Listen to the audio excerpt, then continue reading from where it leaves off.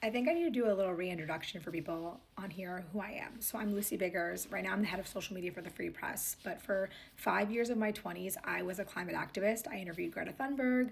I've interviewed AOC. I pushed ideas like the Green New Deal, plastic straw bans, plastic bag bans, anything you could think of that is like the typical climate activist.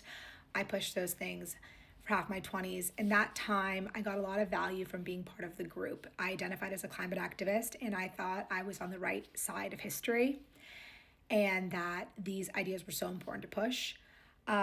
Even during the time when I was really deep in the climate movement, I would have some questions like why we're protesting pipelines when the pipelines were already approved. Maybe we shouldn't have done that, or the fact that oil pipelines are better for the environment and safer than transporting these materials on trains, or the idea that plastic has a lower carbon footprint than glass and wood. Like, I would sometimes see these contradictory facts, but my ideology and identification was so tied up in the group that when I would see those things, I would push them away.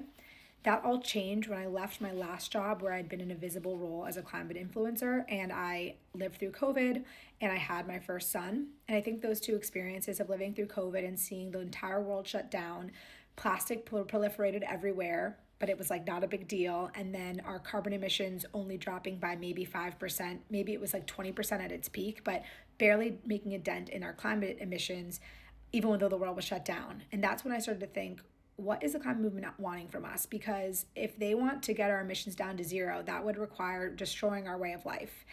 Then I read a book, Apocalypse Never by Michael Schellenberger, who's a former green activist, and then Steve Koonin, who's a scientist who worked for President Obama. He wrote a book called Unsettled, and it went into all the things that we don't understand about climate change. And it made me realize that this climate narrative, this black and white thinking that I was pushing, that climate change was an existential threat and that the world was going to be destroyed by it, was not true, and that the truth was much more complex.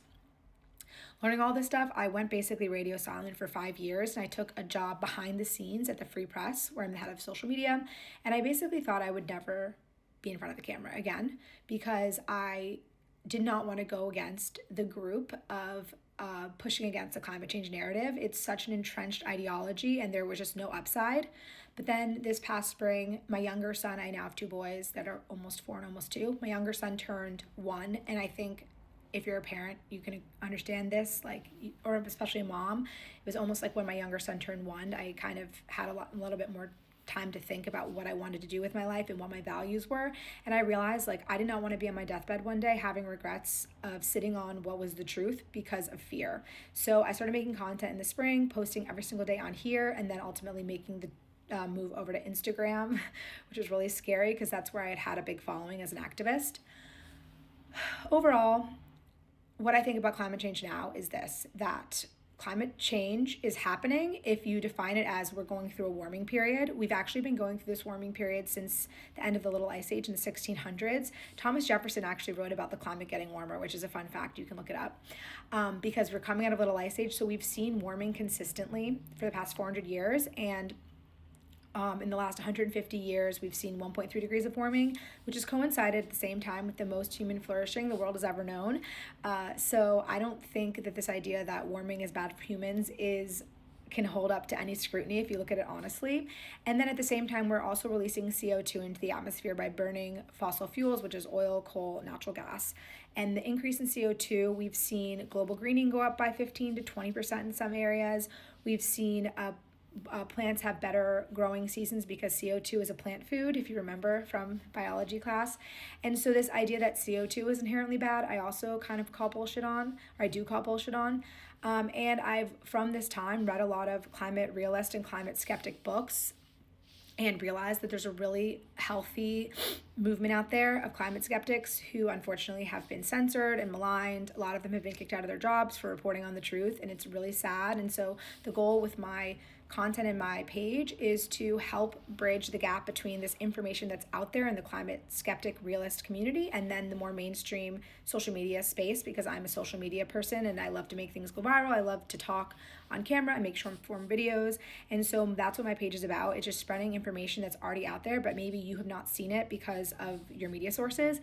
And ultimately, my biggest why is the young people, because young people have been taught this in school now for over a decade, if not 2 decades, if not more, honestly. And it's led to a mental health crisis. Young people are reporting having this sort of nihilism about their futures. They don't want to have kids. They're afraid. They think that modern society and capitalism, all these things, in fossil fuels, of course, are the downfall of our civilization, when it's kind of the opposite is true. And that we live in a really abundant, safe, prosperous time, and humans have never had more choice than they do now.